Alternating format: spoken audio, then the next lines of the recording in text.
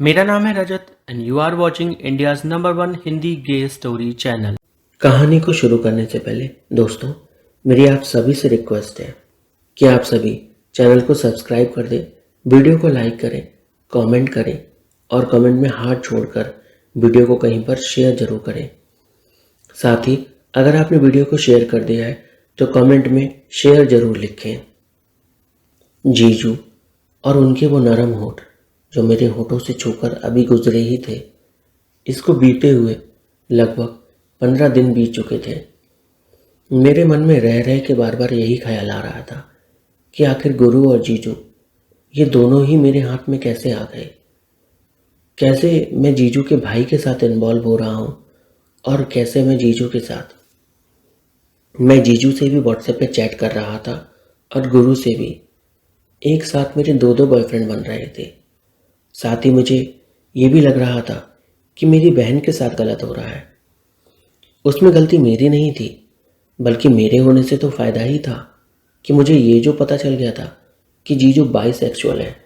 पर धीरे धीरे मुझे ये समझ में आ रहा था कि जीजू को लड़कों में ज़्यादा इंटरेस्ट है। इसलिए मैंने जीजू से बातों बातों में ये बात भी समझाने की कोशिश की कि उन्हें लड़की से शादी नहीं करनी चाहिए।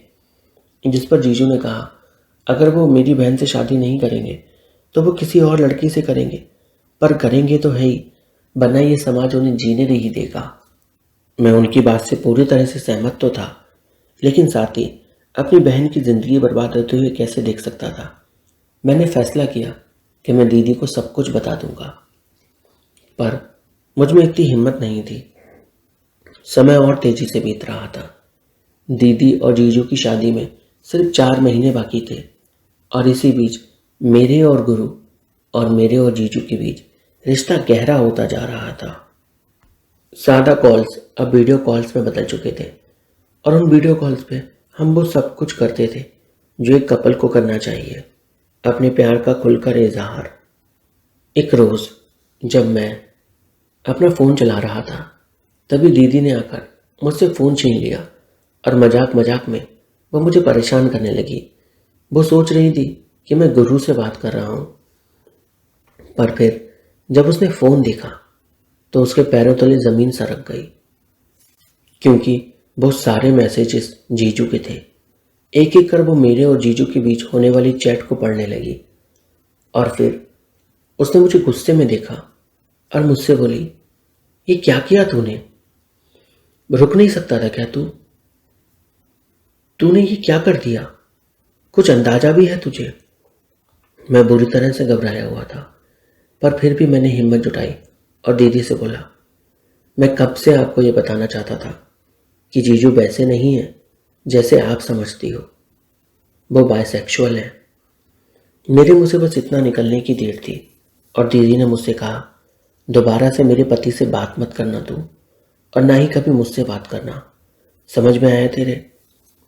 मैंने दीदी का हाथ पकड़ा, उन्हें रोकने की कोशिश की, पर वो मेरा हाथ झटक दी और मुझसे बोली, मेरा पति ऐसा नहीं है, ना ही ऐसा हो सकता है। ये सब तेरा किया होगा। तुम गे लोग होते ही ऐसे हो। तुम्हारा तो मन ही नहीं भरता है इससे।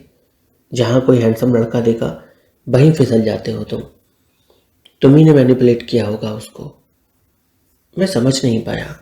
कल तक मेरी बहन जो इतनी सपोर्टिव थी, आज अचानक से ऐसी कैसे हो गई। मैंने फिर भी कोशिश की कि मैं उसको समझाऊं, पर नहीं, वो तो सुनना ही नहीं चाहती थी। वो खुद से तैयार थी अपने पैरों पर कुल्हाड़ी मारने को। दोस्तों, कहानी आगे और भी रोचक होने वाली है, पर उससे पहले चैनल को सब्सक्राइब कर वीडियो को लाइक कर दीजिए, कमेंट में हाथ छोड़िए, साथ ही चैनल को सब्सक्राइब कीजिए। मैंने मन ही मन फैसला कर लिया कि अगर दीदी समझ नहीं रही है तो मुझे उसे कुछ भी कर कर समझाना होगा। मैंने जीजू को टेक्स्ट डाला, मिलने आओ ना, बहुत दिन हो गए मिले नहीं।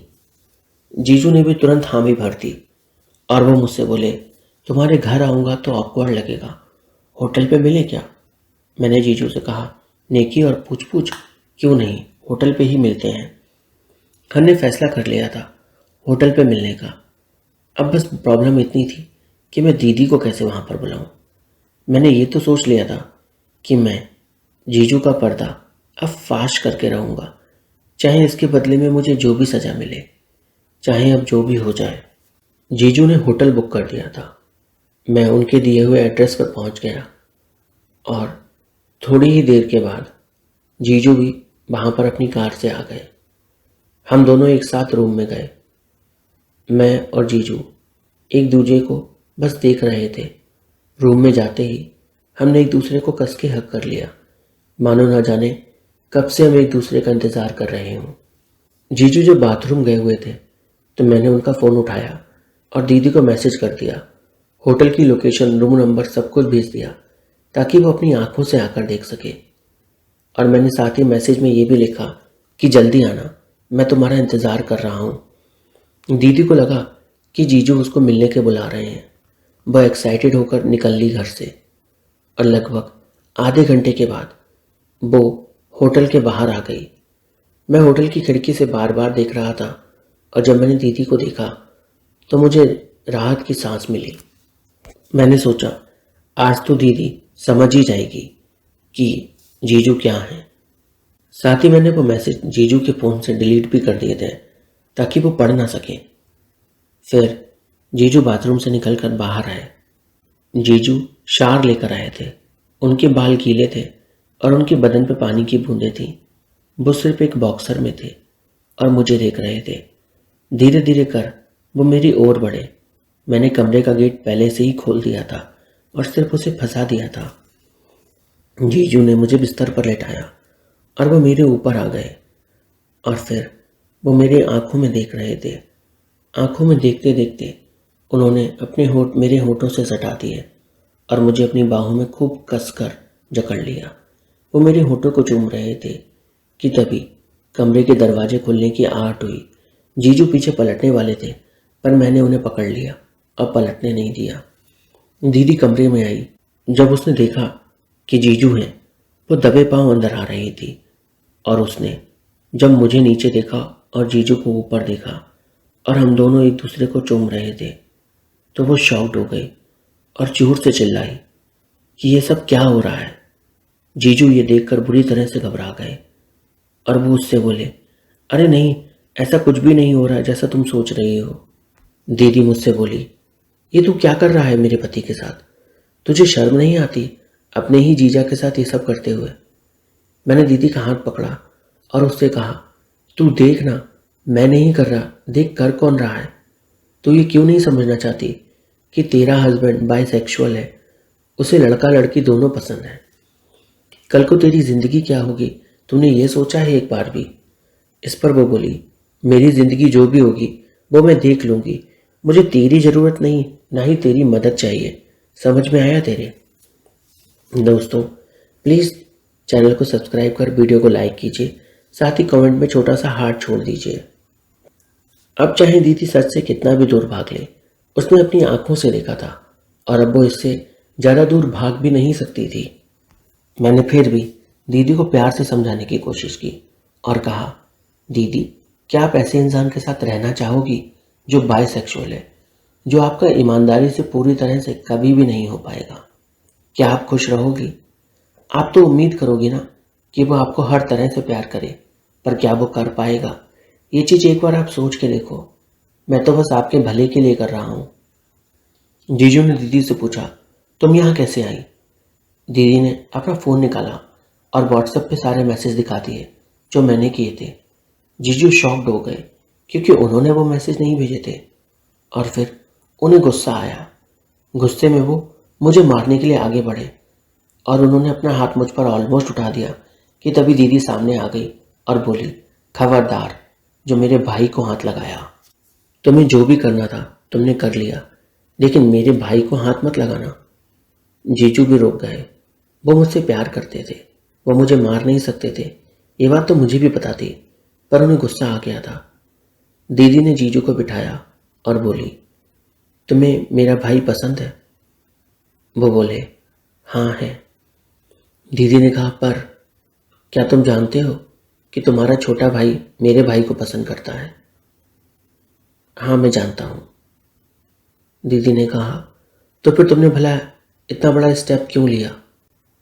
क्यों तुमने मेरे भाई को अपने जाल में फंसाया?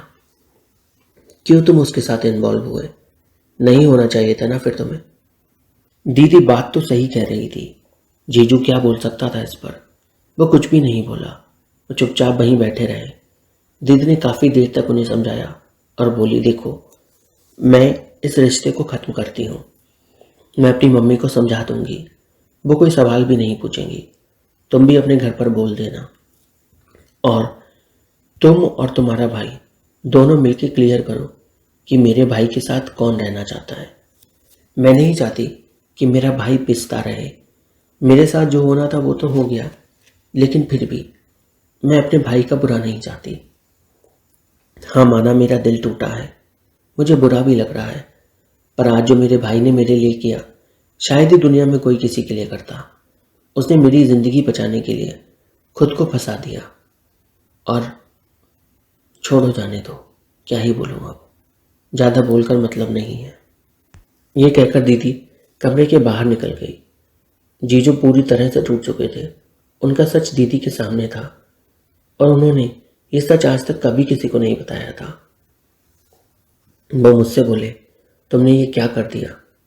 मैंने उनके हाथ अपने हाथों में पकड़े और कहा, अगर मैं ये नहीं करता तो मेरी बहन की ज़िंदगी बर्बाद हो जाती। इस पर वो मुझसे बोले, पर अब मेरी ज़िंदगी का क्या? मैंने उन्हें समझाया और उनसे कहा, आपके आगे पूरी ज़िंदगी पड़ी है, किसी ने आपकी ज़िंदगी आपसे छीन नहीं ली। आप जो चाहे सो कर सकते हो लाइफ में। जीजू ने मेरी आंखों में देखा और मुझसे बोले, जो चाहे सो कर सकता हूँ, पर तुमने कभी ये सोचा है कि मैं सोसाइटी को कैसे फेस करूँगा? लोगों के सवालों का जवाब कैसे दूंगा? कैसे हर एक को हैंडल करूँगा? कभी ये सोचा है? मैंने कहा, जीजू देखो। तो वो मुझसे बोले, अब तो मुझे जीजू कहना बंद करो, जीजू तो मैं तुम्हारा रहा ही नहीं। मैंने कहा, भले ही आप जीजू ना रहे हो मेरे, पर फिर भी मेरी इतने दिनों में आदत बढ़ गई है आपको जीजू कहने की, इतनी आसानी से तो नहीं जाएगी। इस पर वो बोले, अरे यार, मुझे अब तुम विक्रम ही बोलो। मैंने उनको कहा, ठीक है विक्रम, जैसा आपको ठीक लगे। उन्होंने मुझसे कहा, पर अब आगे का क्या? रिश्ता तो टूट गया है। मैंने कहा, आपका और दीदी का टूटा है, पर आपका और मेरा तो जुड़ा हुआ है ना। जीजू बोले, पर तुम और गुरु, तुम दोनों भी तो एक दूसरे को प्यार करते हो। मैंने कहा, हाँ करता तो मैं उससे भी प्यार हूँ। जीजू बोले, उससे भी मतलब? तुम मुझसे भी प्यार करते हो और उससे भी करते हो? एक साथ भला तुम दो लोगों से प्यार कैसे कर सकते हो? मैंने कहा, पता नहीं, बस अब करता हूँ तो करता हूँ। अब एक साथ मुझे आपसे भी प्यार है और आपके भाई से भी, दोनों से ही है। जीजू बड़ी हैरानी से मुझे देख रहे थे। कहानी में आगे क्या हुआ जानने के लिए चैनल को सब्सक्राइब करें, वीडियो को लाइक करें, कमेंट करें, साथ ही वीडियो को कहीं शेयर जरूर करें।